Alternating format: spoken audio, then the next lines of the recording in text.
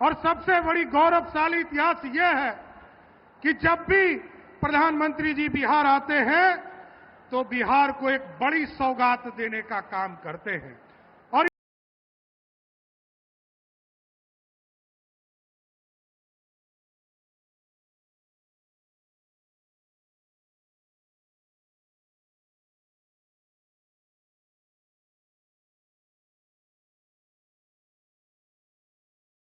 तालियों की गड़गड़ाहट सम्मान स्वरूप जरूर आती रहनी चाहिए।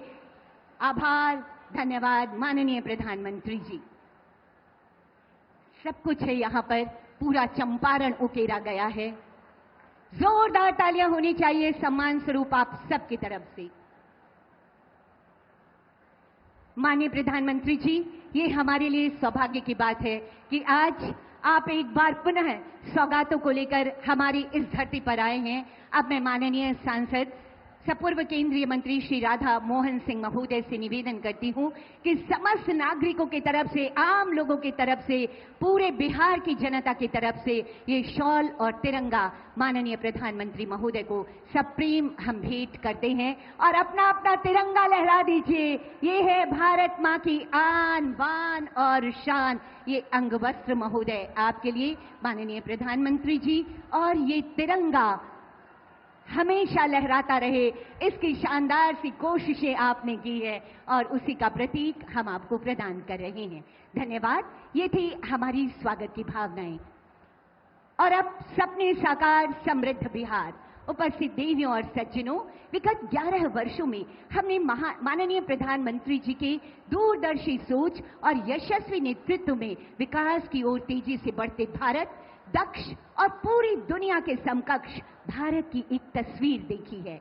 इसी कड़ी में बिहार के विकास को नई गति प्रदान करता आज का ये ऐतिहासिक दिन, जब 7,200 करोड़ से अधिक की राशि की कई विकास परियोजनाओं की सौगात देने के लिए माननीय प्रधानमंत्री जी हमारे बीच स्वयं विराजमान हैं।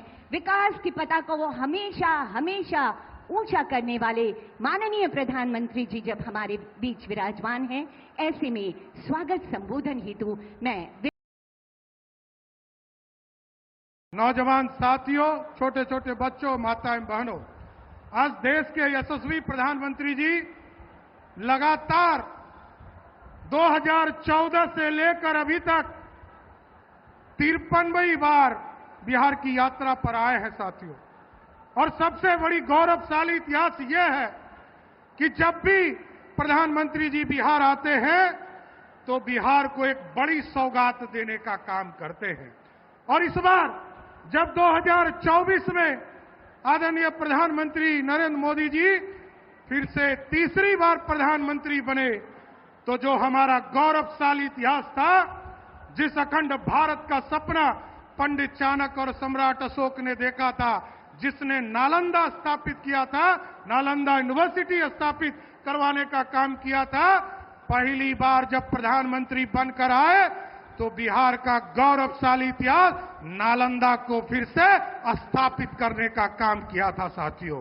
और उसी तरह जब फिर आए, आदिवासी के कल्याण के लिए जमुई आए और वहां भी लगभग 7,000 करोड़ की योजना आदिवासी कल्याण के लिए प्रधानमंत्री आदिवासी कल्याण सभा जो डिपार्टमेंट है उसके माध्यम से लगभग 7,000 करोड़ रुपया खर्चा बिहार के लोगों के बीच समर्पित करने का काम किया।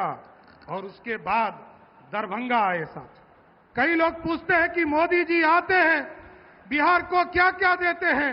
मैं उनको सिर्फ बताना चाहता हूं कि नरेंद्र मोदी जी 2014 में आए और 2025 तक आप इस बिहार को, आपको जानकर आश्चर्य होगा, जहां यूपीए की सरकार में मात्र 1,92,000 करोड़ रुपया बिहार को प्राप्त हुआ था, नरेंद्र मोदी जी के नेतृत्व में आज 11 साल में लगभग 14 लाख करोड़ रुपया बिहार के विकास के लिए देने का काम किया साथ।